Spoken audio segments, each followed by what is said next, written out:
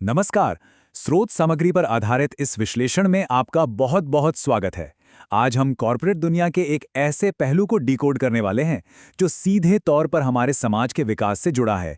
हम सबने अक्सर देखा है कि बड़ी बड़ी कंपनियां करोड़ों रुपए सामाजिक कार्यों में लगा रही हैं, लेकिन इसके पीछे का असली विज्ञान क्या है? आज इसी रहस्य से पर्दा उठने वाला है। हम कॉर्पोरेट फंडिंग के इस पूरे तंत्र को बहुत ही आसान और दिलचस्प तरीके से समझने की कोशिश करेंगे। अब एक सवाल जो अक्सर हमारे मन में आता है, आखिर ये मल्टीनेशनल कंपनियां बड़े बड़े अस्पताल और स्कूल क्यों बनवाती हैं? गांव-गांव में पानी क्यों पहुंचा रही हैं? या गरीब बच्चों की पढ़ाई का खर्च क्यों उठा रही हैं? क्या ये सिर्फ एक पीआर यानी पब्लिक रिलेशंस का हिस्सा है, केवल एक दिखावा? या फिर इसके पीछे कोई बहुत बड़ा कानूनी इंजन काम कर रहा है जो इन विशाल कॉर्पोरेट पहलों को चला रहा है? सच कहूं तो ये एक ऐसा सवाल है जिस पर अक्सर काफी बहस होती है। तो चलिए इस कॉन्सेप्ट की थोड़ी गहराई में चलते हैं, जिसे हम कहते हैं CSR यानी कॉर्पोरेट सोशल रिस्पॉन्सिबिलिटी। बिल्कुल सरल भाषा में कहें तो कंपनियों की सामाजिक जिम्मेदारी। जब कोई बड़ी कंपनी अच्छा मुनाफा कमाती है तो उसे समाज के विकास में भी अपना अनिवार्य योगदान देना होता है। देखिए, ये सिर्फ दान देने की बात नहीं है, बल्कि ये एक बुनियादी फिलॉसफी है, एक सोच है कि अपनी कमाई का एक हिस्सा वापस उस समुदाय को लौटाया जाए जहां से वो कमाई असल में हुई है। और ये सोच कोई रातों रात नहीं बनी है।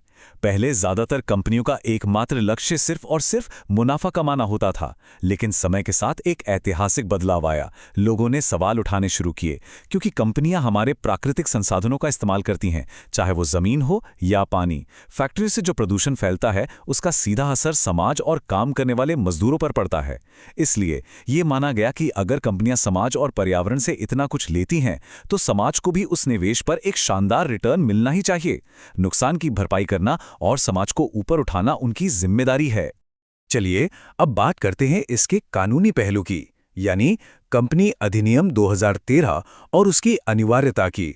यहां एक बहुत ही दिलचस्प बात है, हर कंपनी को CSR फंड नहीं देना होता। यह कानून एक एक्सक्लूसिव फाइनेंशियल क्लब पर ही लागू होता है।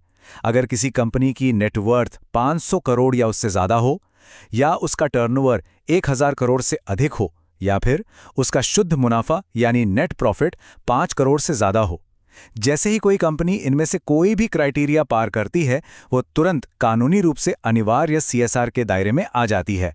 और यहां आता है सबसे महत्वपूर्ण बिंदु, 2%।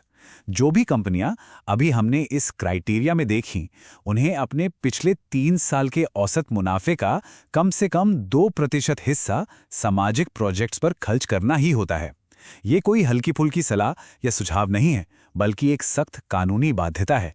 मतलब कंपनी जितना ज्यादा मुनाफा कमाएगी, उसे उतना ही ज्यादा पैसा समाज के विकास पर खर्च करना होगा। तो अब सवाल उठता है कि ये पैसा आखिर जाता कहां है?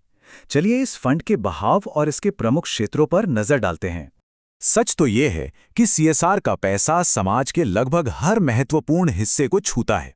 शिक्षा के क्षेत्र में नए स्कूल बनाना और डिजिटल एजुकेशन देना, स्वास्थ्य के क्षेत्र में अस्पताल खोलना और मुफ्त मेडिकल कैंप लगाना, पर्यावरण को बचाने के लिए बड़े पैमाने पर पेड़ लगाना और जल संरक्षण करना, गांव के विकास के लिए सड़कें और बिजली पहुंचाना। इसके अलावा महिलाओं और युवाओं के लिए स्किल डेवलपमेंट और बाढ़ या महामारी जैसी आपदाओं के समय राहत कार्य करना। इन सभी जरूरी जगहों पर यह फंड सचमुच जीवन बदलने का काम करता है। अब ये पूरी पाइपलाइन काम कैसे करती है, ये प्रोसेस समझना बहुत जरूरी है। सबसे पहले कंपनी अपने मुनाफे के हिसाब से एक बजट तय करती है। फिर कंपनी के अंदर ही एक विशेष CSR कमेटी बनाई जाती है जो तय करती है कि पैसा कहां और किस प्रोजेक्ट पर लगेगा। अब क्योंकि कंपनियां खुद तो सामाजिक काम की विशेषज्ञ होती नहीं हैं, इसलिए वे NGO, ट्रस्ट या सामाजिक संस्थाओं के साथ पार्टनरशिप करती हैं। और अंत में सबसे जरूरी कदम आता है, सरकार को एक विस्तृत रिपोर्ट सौंपना, जिसमें बताया जाता है कि पैसा कहां खर्च हुआ और उसका क्या फायदा हुआ। आइए अब इसे किताबी बातों से निकालकर वास्तविक दुनिया में देखते हैं, इसका जमीनी प्रभाव और इसमें शामिल बड़े प्लेयर्स। हमारे देश के कुछ सबसे बड़े कॉर्पोरेट दिग्गज इस पहल में बहुत अहम भूमिका निभा रहे हैं। टाटा ग्रुप को ही ले लीजिए, जो बड़े स्तर पर अस्पताल और स्किल सेंटर चला रहा है। रिलायंस इंडस्ट्रीज डिजिटल एजुकेशन और गांवों के विकास पर भारी निवेश कर रही है। इन्फोसिस और विप्रो स्कूलों और इंफ्रास्ट्रक्चर पर अपना ध्यान केंद्रित कर रहे हैं, जबकि महिंद्रा ग्रुप पर्यावरण और ग्रामीण उत्थान को बढ़ावा दे रहा है। इन बड़ी कंपनियों के ऑन द ग्राउंड प्रोजेक्ट्स का स्केल सच मानिए बहुत ही विशाल है। इस पूरी डेटा को अगर हम एक भौगोलिक वास्तविकता से जोड़कर देखें तो झारखंड का उदाहरण एकदम सटीक बैठता है। धनबाद, बोकारो, जमशेदपुर और रांची जैसे क्षेत्रों में भारी कोयला और स्टील माइनिंग होती है।